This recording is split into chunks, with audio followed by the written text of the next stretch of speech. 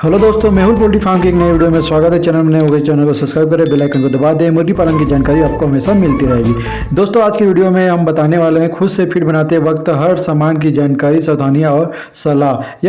दोस्तों, पार्ट 1 में हम बताए थे कि खुद से फीड बनाते वक्त सामान की जानकारी और सावधानियाँ किस प्रकार से रखनी चाहिए।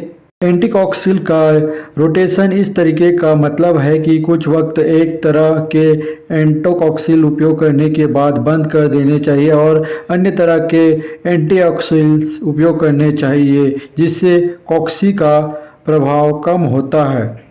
बरसात और बेहद गर्मियों में बिछावन ज़्यादा गीली हो जाती है, जिस तरह से कॉक्सी आने की संभावना ज़्यादा होती है। उस वक्त दो एंटीऑक्सीडेंट्स का मिश्रण स्टार्टर और फिशनर फीड में ज़्यादा प्रभावी देखा गया है। गर्मियों में आइनोफार का उपयोग स्टार्टर और फिशनर फीड में प्रभावी देखा गया है। थोड़े शब्दों में सटल तरीका और मौसम के हिसाब से एंटीकॉक्सीडियल्स उपयोग में लाने ज़्यादा प्रभावी होते हैं। आंतों का बेहतर काम करने वाले एंटीबायोटिक अगर बॉयलर पक्षी की आंतों सही है तो बॉयलर का विकास बहुत अच्छा होता है और बॉयलर पक्षी की आंत की उसकी ज़्यादातर बीमारियों से लड़ने की क्षमता विकसित करने के लिए जिम्मेदार होती है।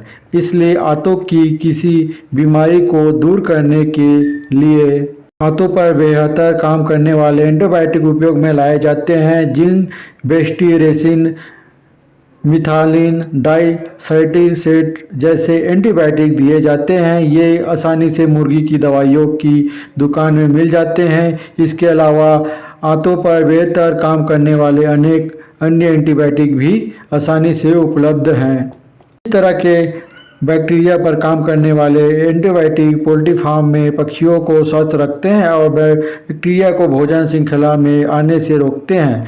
एंटीबायोटिक से पक्षी स्वस्थ रहता है, अनेक बीमारियों से भी बचाया जा सकता है।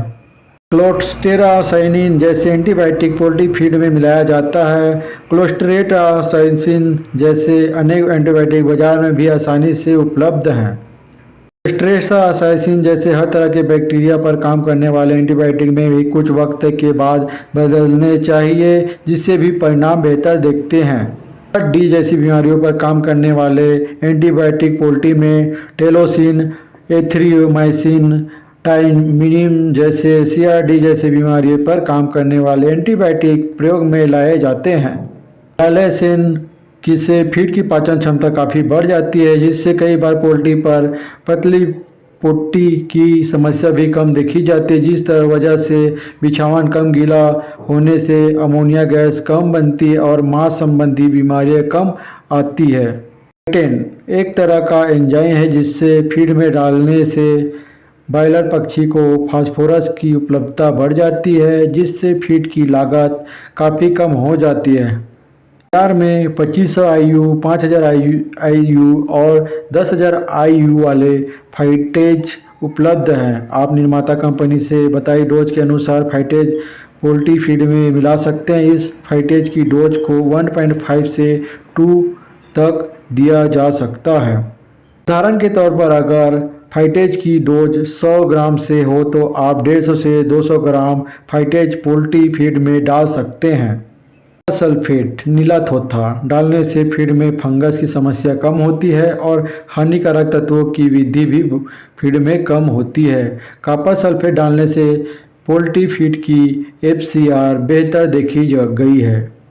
प्रोबायोटिक्स अच्छे बैक्टीरिया होते हैं, जैसे दही में अच्छे बैक्टीरिया होते हैं। ये बॉयलर पक्षी के हाथों में बीमारियों से सुरक्षित रखने में मदद करती है। आपको अच्छी कंपनियों के प्रोबायोटिक का मिश्रण जिसमें अनेक तरह के प्रोबायोटिन होते हैं वही पोल्ट्री फीड में मिलाने चाहिए, जिससे हमेशा साफ सुथरी जगह और गर्मी सूर्य रोशनी से दूर रखने चाहिए। इमल्सिफायर डालने से पोल्ट्री फीड में डलने वाले तेल के पाचक में बेहद वृद्धि होती है, जिससे बहुत अच्छे परिणाम मिलते हैं। ऑक्सीडेट पोल्ट्री फीड की गुणवत्ता को बनाए रखने में मदद करता है। पोल्ट्री फीड में तेल डलता है जिससे बहुत जल्द उसमें फंगस लग सकती है, जो पोल्ट्री के पक्षी को बीमार कर सकता है। एंटीऑक्सीडेंट डालने से पोल्ट्री फीड आसानी से ख़राब नहीं होते हैं और पक्षी को अप्रत्यक्ष रूप से अन्य फायदे भी देती है। मोस प्रीऑक्सीडेशन का काम करता है और पक्षी की बीमारियों से लड़ने की क्षमता को भी बढ़ाता है। यह फीड में मौजूद नुकसान देने वाले तत्वों को भी बचाता है। हल्दी पाउडर, ऐसा पाया गया है बॉयलर पोल्ट्री फीड में हल्दी पाउडर से अन्य फीड की तुलना में मृत्यु दर कम होती है और इसका कोई दुष्परिणाम भी नहीं है। उन किसानों के लिए ये बहुत फायदेमंद है जो पोल्ट्री फीड में एंटीबायोटिक नहीं डालते या नहीं डाल पाते। ऐसा पाया गया है जो पोल्ट्री किसान गर्मियों में पोल्ट्री फीड में बिटेन मिलाते हैं जिनसे परिणाम बेहतर आते हैं। बिटेन पक्षी में गर्मियों के तनाव को कम करता है। में डालने वाले सभी उत्पाद उन्हें बनाने वाले निर्माता के हिसाब से डालने चाहिए क्योंकि प्रत्येक कंपनी की हर उत्पाद की डोज अलग हो सकती है। फीड बनाते वक्त कुछ जरूरी सावधानियां इस प्रकार हैं। हर दवा या पोल्ट्री सप्लीमेंट के निर्माता की अलग अलग उत्पाद की अलग अलग डोज होती है। इसके द्वारा बनाई गई डोज को सही प्रकार मानना चाहिए। निम्नलिखित डोज निर्माता द्वारा बताई डोज का पालन करना चाहिए। जो सही मात्रा में फीड में मिलानी होती है वो अधिकतम और न्यूनतम दोनों बताते हैं। फार्म पर प्री स्टार्टर फीड 400 ग्राम होने तक और स्टार्टर पोल्ट्री फीड 1200 ग्राम तक और फिशनर पोल्ट्री फीड पक्षी के निकल जाने तक उपयोग करना चाहिए। पोल्ट्री फार्म पर हर प्रकार का स्टॉक एडवांस में होना बहुत जरूरी है। हमेशा पोल्ट्री फीड और पोल्ट्री फीड में लगने वाले उत्पाद सूखी और धूप में दूर जगह पर रखने चाहिए। कुछ एंटीबायोटिक अन्य एंटीकॉक्सिडियल से मिलाकर रिएक्ट करते हैं जैसे सेलेनोमाइसिन, मोनोसिन, नेरेसिन जैसे एंटीबायोटिक टाइम्यूनिन साथ रिएक्शन करती है। टाइम्यूनिन का उपयोग बहुत सावधानी से करना चाहिए। पोल्ट्री फीड को मिलाने के लिए अच्छा मिक्सर की मदद लेनी चाहिए।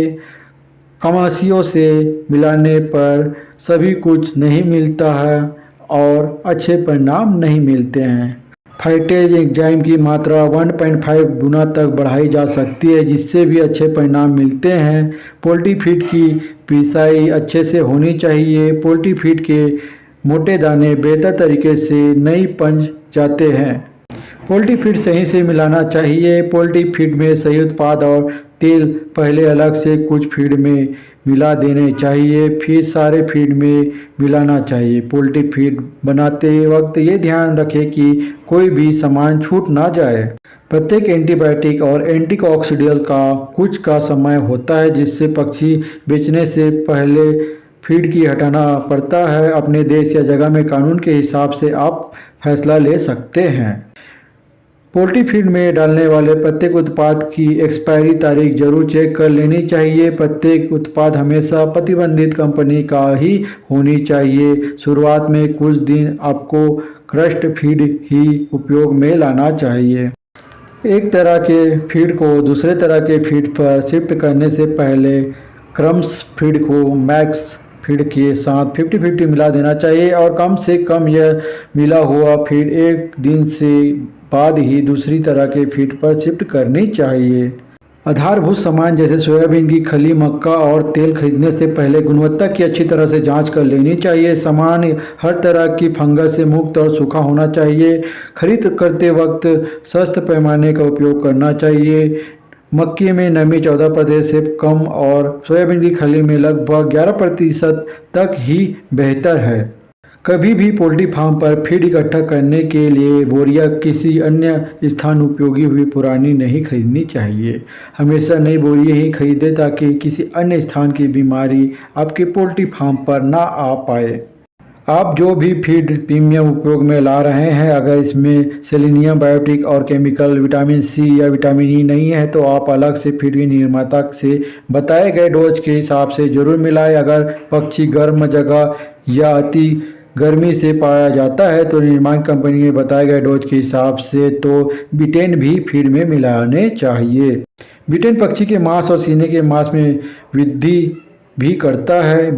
एंटीबायोटिक अपने देश के कानून के हिसाब से उपयोग में लाना जरूरी होता है। एंटीबायोटिक डॉक्टर की सलाह से उपयोग में लाने चाहिए। एंटीबायोटिक भी कुछ बैच निकल जाते हैं पर बदल देने चाहिए। दोस्तों, पार्ट 2 में दी गई जानकारी अच्छी लगी तो हमारे चैनल को सब्सक्राइब करो, वीडियो को लाइक करो और शेयर करो। आपको हमेशा मुर्गी पालन की जानकारी मिलती रहेगी। तब तक के लिए धन्यवाद।